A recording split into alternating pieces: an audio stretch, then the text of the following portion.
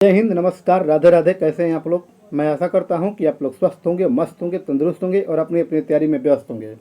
तो दोस्तों, एक बार मैं फिर आप लोगों के बीच हाजिर हूं बिहार पुलिस के नए वीडियो के साथ। तो आज की वीडियो में हम घटना चक्र के सेट 2 देखने वाले हैं, जिसमें हम जीके जीएस के सुपर 25 क्वेश्चन पर चर्चा करने वाले हैं। यदि आपका भी सपना है बिहार पुलिस में जाना और वर्दी पहनना, तो इस वीडियो को बिल्कुल स्किप मत कीजिएगा, वीडियो को लास्ट तक बंद रहिएगा। यदि आप हमारे चैनल पर पहली बार आए हैं तो हमारे चैनल को सब्सक्राइब करके बेल आइकन प्रेस कर लीजिएगा, क्योंकि इस तरह की वीडियो हम इसी चैनल पर रोज अपलोड करते हैं। साथ ही साथ इस बार की जो भर्ती है आपका 21,391 पद है और आपका रिजल्ट जो आने वाला है 1 लाख प्लस आने वाला है। तो आपके लिए गोल्डन चांस है, तो इसको गंवाना नहीं है। इसमें आपको एक सीट सुनिश्चित करना है। तो चलिए दोस्तों, वीडियो की स्टार्ट करते हैं और देखते हैं आज का पहला क्वेश्चन। आज का पहला क्वेश्चन दिया गया है कि क्षेत्रफल की दृष्टि से भारत का स्थान निम्नलिखित में से कौन सा है? तो ये आपका 7वां स्थान है। कौन है? 7वां स्थान है। तो आपको याद रखना है। आपसे भी क्वेश्चन पूछ लेगा कि पहले स्थान पर कौन सा देश है? तो पहले स्थान पर आपका रूस है। कौन है? रूस है। तो आपको याद रखना है। और अंतिम स्थान पर कौन सा है? तो अंतिम स्थान पर आपका वेटिकन सिटी है। कौन है? वेटिकन सिटी है। तो आपको याद रखना है। आपसे ये क्वेश्चन पूछ लेगा कि जनसंख्या की दृष्टि से सबसे बड़ा देश कौन सा है? तो आपका चीन है। कौन है? चीन है। तो आपको याद रखना है। और सेकंड स्थान पर कौन सा है? तो सेकंड स्थान पर आपका भारत है। कौन है? भारत है। तो आपको याद रखना है। आपसे ये क्वेश्चन पूछ लेगा कि रूस की राजधानी कहाँ है? तो रूस की राजधानी आपकी मॉस्को है। कहाँ है? मॉस्को है। और रूस की मुद्रा क्या है? तो रूस की मुद्रा आपका रूबल है। क्या है? रूबल है। तो आपको याद रखना है। आपसे ये भी क्वेश्चन पूछा जा सकता है कि चीन की राजधानी कहाँ है? तो चीन की राजधानी आपकी बीजिंग है। कहाँ है? बीजिंग है। और चीन की मुद्रा क्या है? तो चीन की मुद्रा आपका युआन है। क्या है? युआन है। तो आपको याद रखना है। और आपसे भी क्वेश्चन पूछ लेगा कि भारत की राजधानी कहाँ है? तो भारत की राजधानी आपकी न्यू दिल्ली है। कहाँ है? न्यू दिल्ली है। तो आपको याद रखना है। और मुद्रा क्या है? तो मुद्रा आपका रुपया है। क्या है? रुपया है। तो आपको याद रखना है। आपसे ये भी क्वेश्चन पूछा जा सकता है कि क्षेत्रफल की दृष्टि से भारत का सबसे बड़ा राज्य कौन सा है? तो आपका राजस्थान है। कौन है? राजस्थान है। तो आपको याद रखना है। और जनसंख्या की दृष्टि से सबसे बड़ा राज्य कौन सा है? तो आपका उत्तर प्रदेश है। कौन है? उत्तर प्रदेश है। तो आपको याद रखना है। आपसे भी क्वेश्चन पूछ लेगा कि सबसे अधिक वन किस राज्य में है? तो आपके मध्य प्रदेश में है। कहाँ है? मध्य प्रदेश में है। और सबसे न्यूनतम वन कहाँ है? तो सबसे न्यूनतम वन आपका हरियाणा में है। कहाँ है? हरियाणा में है। तो आपको याद रखना है। अगला क्वेश्चन देखते हैं दोस्तों, क्वेश्चन नंबर 2। क्वेश्चन नंबर 2 कह रहा है कि निम्नलिखित में से किस राज्य की सीमा समुद्र तल को स्पर्श नहीं करती है? तो ये पंजाब की सीमा। किसकी सीमा? पंजाब की सीमा। तो आपको याद रखना है। आपसे ये भी क्वेश्चन पूछ लेगा कि पंजाब की राजधानी कहाँ है? तो पंजाब की राजधानी आपकी चंडीगढ़ है। कहाँ है? चंडीगढ़ है। तो आपको याद रखना है। आपसे भी क्वेश्चन पूछ लेगा कि लुधियाना किस नदी किनारे स्थित है? तो लुधियाना आपकी सतलुज नदी किनारे स्थित है। तो आपको याद रखना है। और आपसे भी क्वेश्चन पूछ लेगा कि लुधियाना किसके लिए प्रसिद्ध है? तो लुधियाना आपके होजरी उद्योग के लिए प्रसिद्ध है। तो आपको याद रखना है।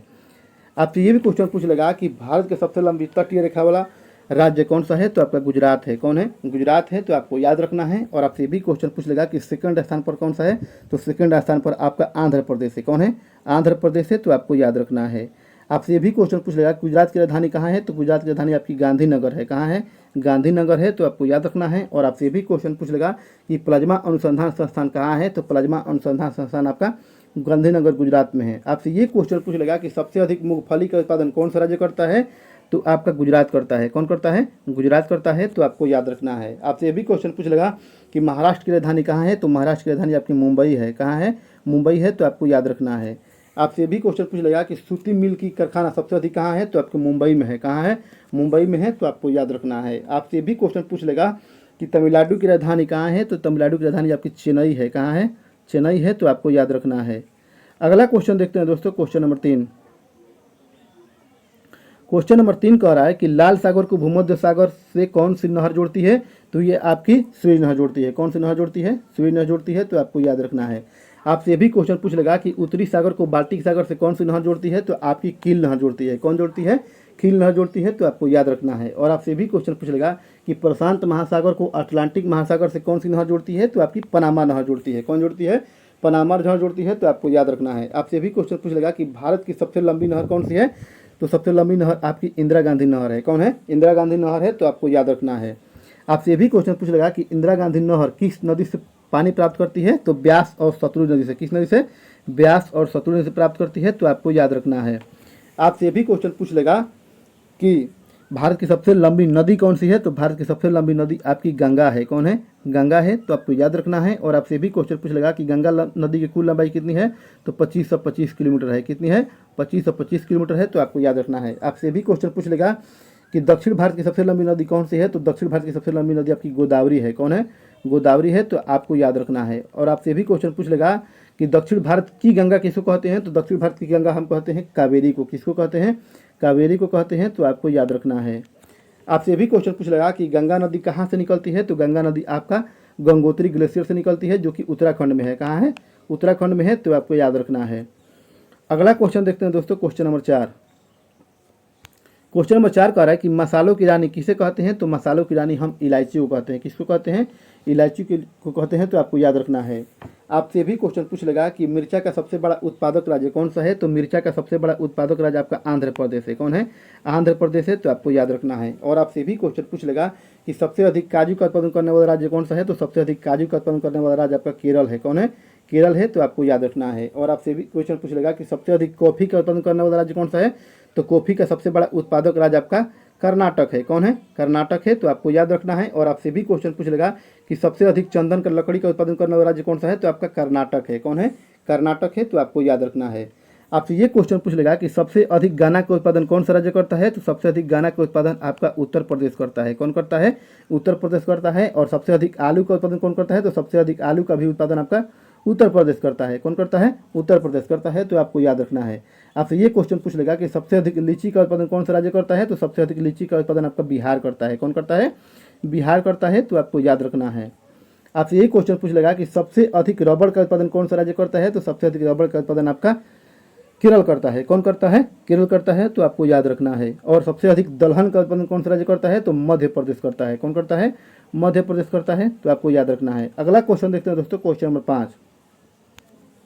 क्वेश्चन नंबर 5 कह रहा है कि दीन ए इलाही धर्म किसने चलाया था, तो ये चलाया था आपका अकबर ने चलाया था। किसने चलाया था, अकबर ने चलाया था, तो आपको याद रखना है। आपसे ये क्वेश्चन पूछ लेगा कि अकबर का भू राजस्व मंत्री कौन था, तो टोडरमल था। कौन था, टोडरमल था, तो आपको याद रखना है। और आपसे भी क्वेश्चन पूछ लेगा कि शेर शाह सूरी का मकबरा कहाँ है, तो शेर शाह सूरी का मकबरा आपका बिहार सासाराम में है। कहाँ है, सासाराम बिहार में है, तो आपको याद रखना है।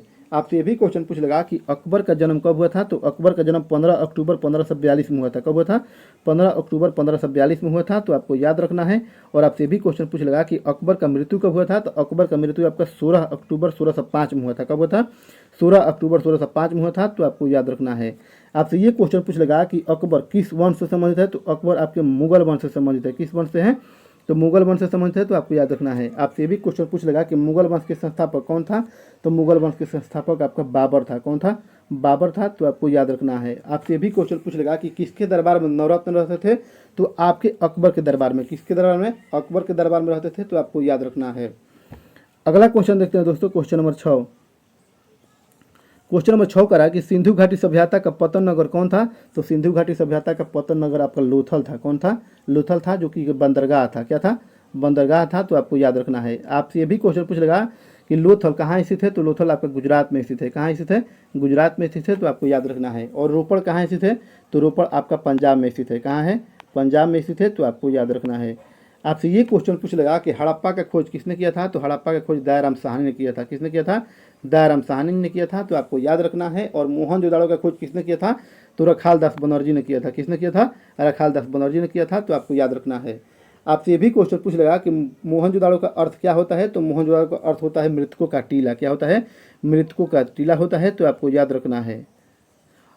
आपसे ये क्वेश्चन पूछ लेगा कि कालीबांगा कहाँ स्थित है, तो कालीबांगा आपके राजस्थान में स्थित है। कहाँ स्थित है, राजस्थान में स्थित है, तो आपको याद रखना है। और कालीबांगा का अर्थ क्या होता है, तो कालीबांगा का अर्थ होता है काली चूड़िया। क्या होता है, काली चूड़िया, यानी कि ब्लैक बेंगल होता है, तो आपको याद रखना है। अगला क्वेश्चन देखते हैं दोस्तों, क्वेश्चन नंबर 7। क्वेश्चन नंबर 7 कह रहा है कि जंप बॉल शब्द निम्नलिखित में से किससे संबंधित है, तो ये संबंधित आपके बास्केटबॉल से है। किससे है, बास्केटबॉल से संबंधित है, तो आपको याद रखना है। आपसे ये क्वेश्चन पूछा जा सकता है कि गली और स्लिप पॉइंट किससे संबंधित है, तो गली और स्लिप पॉइंट आपके क्रिकेट से संबंधित है। किससे है, क्रिकेट से संबंधित है, तो आपको याद रखना है। और आपसे भी क्वेश्चन पूछ लेगा कि गोल किससे संबंधित है, तो गोल आपके हॉकी से संबंधित है। किससे संबंधित है, हॉकी से संबंधित है, तो आपको याद रखना है। आपसे ये क्वेश्चन पूछ लेगा कि ईरानी ट्रॉफी का संबंध किससे है, तो ईरानी ट्रॉफी का संबंध आपके क्रिकेट से। किससे है, क्रिकेट से है, तो आपको याद रखना है। और रणजी ट्रॉफी का संबंध किससे है, तो रणजी ट्रॉफी का भी संबंध आपका क्रिकेट से है। आपसे ये भी क्वेश्चन पूछ लेगा कि अजलन शाह कप किससे संबंधित है, तो अजलन शाह कप आपका हॉकी से संबंधित है। किससे संबंधित है, हॉकी से संबंधित है, तो आपको याद रखना है। और चेकमेट शब्द किससे संबंधित है, तो चेकमेट शब्द आपके शतरंज से संबंधित है। किससे है, शतरंज से संबंधित है, तो आपको याद रखना है। अगला क्वेश्चन देखते हैं दोस्तों, क्वेश्चन नंबर 8। क्वेश्चन नंबर 8 कर रहा है कि निम्नलिखित में से कौन सी खरीफ की फसल है, तो आपकी धान। कौन सी है, धान है तो आपको याद रखना है। गेहूँ क्या है तो गेहूँ आपकी रबी की फसल है। चना क्या है तो चना भी आपका रबी की फसल है। और सरसों क्या है तो सरसों आपका रबी की फसल है, तो आपको याद रखना है। आपसे ये क्वेश्चन पूछ लेगा कि आलू कैसी फसल है, तो आलू भी आपकी रबी की फसल है। कौन सी है? रबी की फसल है, तो आपको याद रखना है। अगला क्वेश्चन देखते हैं दोस्तों, क्वेश्चन नंबर 9।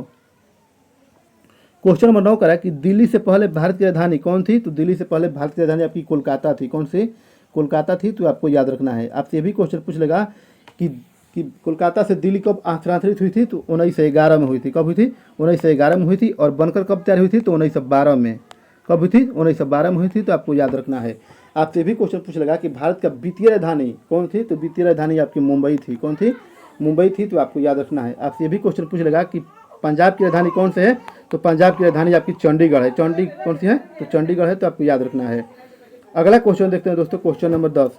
क्वेश्चन नंबर 10 का है कि भारतीय सेना के सर्वोच्च कमांडर कौन होता है, तो भारतीय सेना का सर्वोच्च कमांडर आपका राष्ट्रपति होता है। कौन होता है? राष्ट्रपति यानी कि प्रेसिडेंट होता है, तो आपको याद रखना है। आपसे ये भी क्वेश्चन पूछ लेगा कि राष्ट्रपति का वर्णन किस अनुच्छेद में किया गया है, तो अनुच्छेद 52 में किया गया है। किस में किया गया है?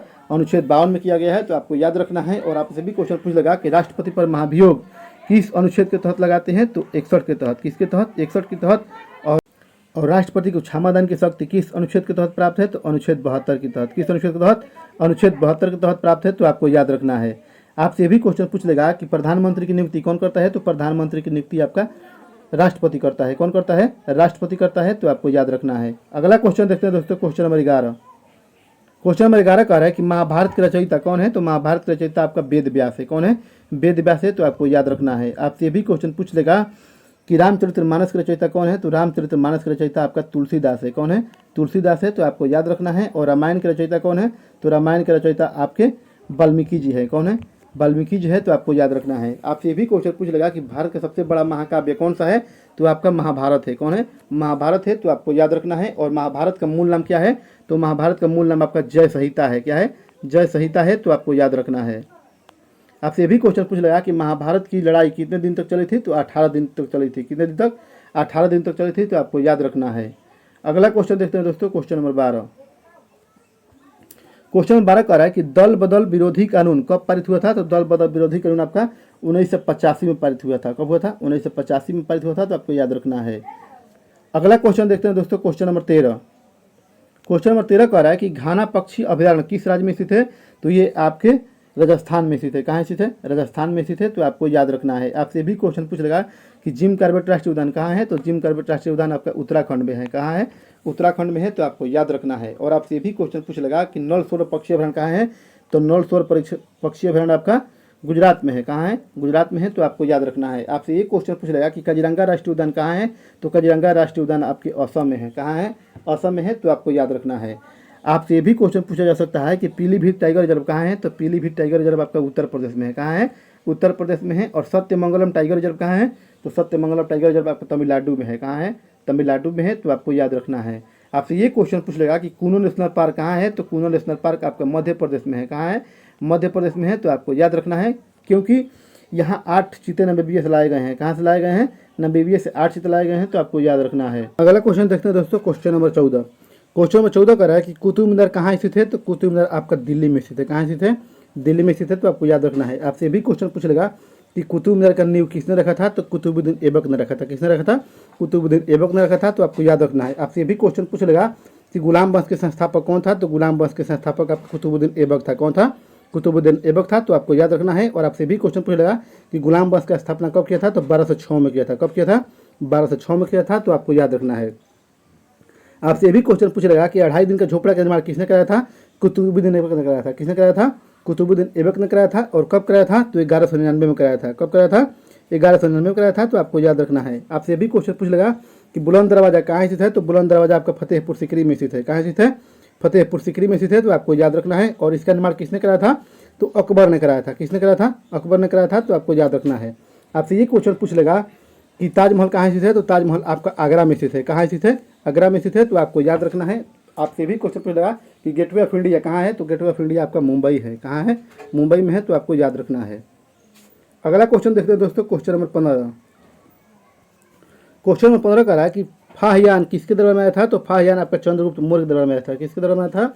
चंद्रगुप्त मौर्य के दरबार में आया था, तो आपको याद रखना है। आपसे भी क्वेश्चन पूछ लेगा कि ह्वेनसांग किसके दरबार में था, तो ह्वेनसांग आपके हर्षवर्धन के दरबार में आया था। किसके दरबार में?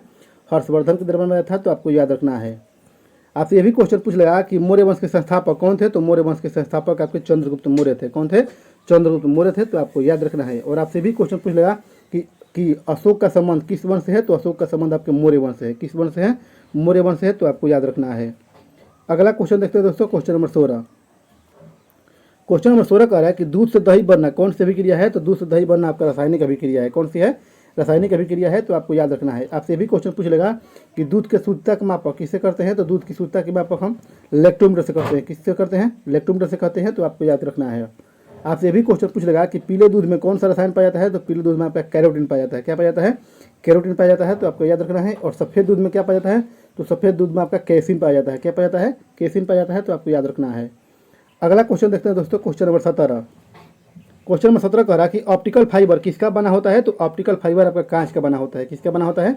कांच का बना होता है, तो आपको याद रखना है। और ऑप्टिकल फाइबर किस सिद्धांत पर कार्य करता है, तो ऑप्टिकल फाइबर आपका पूर्ण आंतरिक परिवर्तन के सिद्धांत पर कार्य करता है। किस पर करता है? पूर्ण आंतरिक परिवर्तन के सिद्धांत पर कार्य करता है, तो आपको याद रखना है। अगला क्वेश्चन देखते हैं दोस्तों, क्वेश्चन नंबर 18। क्वेश्चन नंबर 18 कह रहा है कि सीने बार किसका अयस्क है, तो सीने बार आपका पारा का अयस्क है। किसका है? पारा का अयस्क है, तो आपको याद रखना है। और पारा का संकेत क्या होता है, तो पारा का संकेत आपका Hg होता है। क्या होता है? Hg होता है, तो आपको याद रखना है। आपसे ये भी क्वेश्चन पूछ लेगा कि अमलगम में क्या मौजूद रहता है, तो अमलगम में आपका पारा रहता है। क्या रहता है? पारा रहता है, तो आपको याद रखना है। आपसे ये भी क्वेश्चन पूछ लेगा कि हेमेटाइट किसका अयस्क है, तो हेमेटाइट आपका लोहा का अयस्क है। किसका है? लोहा का अयस्क है, तो आपको याद रखना है। और बक्साइट किसका अयस्क है, तो बक्साइट आपका एल्युमिनियम का है। किसका है? एल्युमिनियम का है, तो आपको याद रखना है। आपसे ये भी क्वेश्चन पूछ लेगा कि चांदी का संकेत क्या होता है, तो चांदी का संकेत आपका Ag होता है। क्या होता है? Ag होता है। एल्युमिनियम का संकेत क्या होता है, तो एल्युमिनियम का संकेत Al होता है। क्या होता है? Al होता है। और लोहा का संकेत क्या होता है, तो लोहा का संकेत आपका Fe होता है, तो आपको याद रखना है। अगला क्वेश्चन देखते हैं दोस्तों, क्वेश्चन नंबर 19। क्वेश्चन नंबर 19 कह रहा है कि शरीर में हीमोग्लोबिन का प्रमुख कार्य क्या है, तो शरीर में हीमोग्लोबिन का प्रमुख कार्य आपका ऑक्सीजन का परिवहन करना। क्या करना? ऑक्सीजन का परिवहन करना होता है, तो आपको याद रखना है। आपसे यह भी क्वेश्चन पूछ लेगा कि हीमोग्लोबिन में कौन सा धातु पाया जाता है, तो हीमोग्लोबिन में आपका लोहा पाया जाता है। क्या पाया जाता है? लोहा पाया जाता है, तो आपको याद रखना है। आपसे यह भी क्वेश्चन पूछ लेगा कि हमारे शरीर में आरबीसी कहाँ बनती है, तो हमारे शरीर में आरबीसी का निर्माण आपका अस्थि माध्यम होता है। कहाँ होता है? अस्थि माध्यम है, तो आपको याद रखना है। और आपसे भी क्वेश्चन पूछा जा सकता है कि आरबीसी कहाँ नष्ट होता है, तो आरबीसी आपका प्लीहा में नष्ट होता है। कहाँ होता है? प्लीहा में नष्ट होता है, तो आपको याद रखना है। आपसे ये क्वेश्चन पूछ लेगा कि आरबीसी का जीवन काल कितने दिन का होता है, तो आरबीसी का जीवन काल 120 दिन का होता है। कितने दिन का होता है? 120 दिन का होता है, तो आपको याद रखना है। अगला क्वेश्चन देखते हैं दोस्तों, क्वेश्चन नंबर 20। क्वेश्चन नंबर 20 कह रहा है कि ग्रह सूर्य के चारों ओर घूमते हैं, इसका प्रमुख कारण क्या है, तो इसका प्रमुख कारण है गुरुत्वाकर्षण बल। क्या है? गुरुत्वाकर्षण बल है, तो आपको याद रखना है। आपसे भी क्वेश्चन पूछ लेगा कि गुरुत्वाकर्षण बल का खोज किसने किया था, तो गुरुत्वाकर्षण बल का खोज आपका न्यूटन ने किया था। किसने किया था? न्यूटन ने किया था, तो आपको याद रखना है। आपसे भी क्वेश्चन पूछ लेगा कि गुरुत्वाकर्षण बल का संकेत क्या है, तो गुरुत्वाकर्षण बल का संकेत आपका G है। क्या है? बड़ा G है, तो आपको याद रखना है। और इसका वैल्यू कितना होता है, तो इसका वैल्यू होता है 6.67 गुने 10⁻⁻11 न्यूटन मीटर प्रति kg स्क्वायर होता है, तो आपको याद रखना है। अगला क्वेश्चन देखते हैं दोस्तों, क्वेश्चन नंबर 21। क्वेश्चन नंबर 21 कह रहा है कि उज्जैन किस नदी किनारे स्थित है, तो उज्जैन आपके क्षिप्रा नदी किनारे स्थित है। किस नदी किनारे स्थित है? क्षिप्रा नदी किनारे स्थित है, तो आपको याद रखना है। आपसे भी क्वेश्चन पूछ लेगा कि उज्जैन कहाँ है, तो उज्जैन आपका मध्य प्रदेश में है। कहाँ है? मध्य प्रदेश में है, तो आपको याद रखना है। आपसे ये क्वेश्चन पूछ लेगा कि लखनऊ किस नदी किनारे स्थित है, तो लखनऊ आपके गोमती नदी किनारे स्थित है। किस नदी किनारे? गोमती नदी किनारे स्थित है, तो आपको याद रखना है। और हैदराबाद किस नदी किनारे स्थित है, तो हैदराबाद आपके मूसी नदी किनारे स्थित है, तो आपको याद रखना है। आपसे ये क्वेश्चन पूछ लेगा कि गोवा किस नदी किनारे स्थित है, तो गोवा आपके मांडवी नदी किनारे स्थित है, तो आपको याद रखना है। अगला क्वेश्चन देखते हैं दोस्तों, क्वेश्चन नंबर 22। क्वेश्चन नंबर 22 कह रहा है कि सरकारी नौकरियों में समान अवसर की समानता किस अनुच्छेद में वर्णित है, तो ये आपका अनुच्छेद 16 में। किस में है? अनुच्छेद 16 में है, तो आपको याद रखना है। आपसे भी क्वेश्चन पूछ लेगा कि अस्पृश्यता का अंत किस में है, तो अस्पृश्यता का अंत आपका अनुच्छेद 17 में है। किस में है? अनुच्छेद 17 में है। और उपाधियों का अंत किस में है, तो उपाधियों का अंत आपके अनुच्छेद 18 में है। किस में है? अनुच्छेद 18 में है। और संवैधानिक उपचारों का अधिकार किस में वर्णित है, तो आपको अनुच्छेद 32 में है, तो आपको याद रखना है। अगला क्वेश्चन देखते हैं दोस्तों, क्वेश्चन नंबर 23। क्वेश्चन नंबर 23 कह रहा है कि तड़ित चालक किसके बनाए जाते हैं, तो तड़ित चालक आपके तांबे के बनाए जाते हैं। किसके बनाए जाते हैं? तांबे के, यानी कि कॉपर के बनाए जाते हैं, तो आपको याद रखना है। आपसे ये भी क्वेश्चन पूछ लेगा कि तड़ित चालक का खोज किसने किया था, तो बेंजामिन फ्रैंकलिन ने किया था। किसने किया था? बेंजामिन फ्रैंकलिन ने किया था, तो आपको याद रखना है। अगला क्वेश्चन देखते हैं दोस्तों, क्वेश्चन नंबर 24। क्वेश्चन नंबर 24 कह रहा है कि सोडियम को किस में रखा जाता है। तो सोडियम को हम मिट्टी के तेल में रखते हैं। किस में रखते हैं? मिट्टी के तेल यानी किरोसिन में रखते हैं। तो आपको याद रखना है। आपसे ये भी क्वेश्चन पूछ लगा कि सोडियम का संकेत क्या होता है। तो सोडियम का संकेत आपका Na होता है। क्या होता है?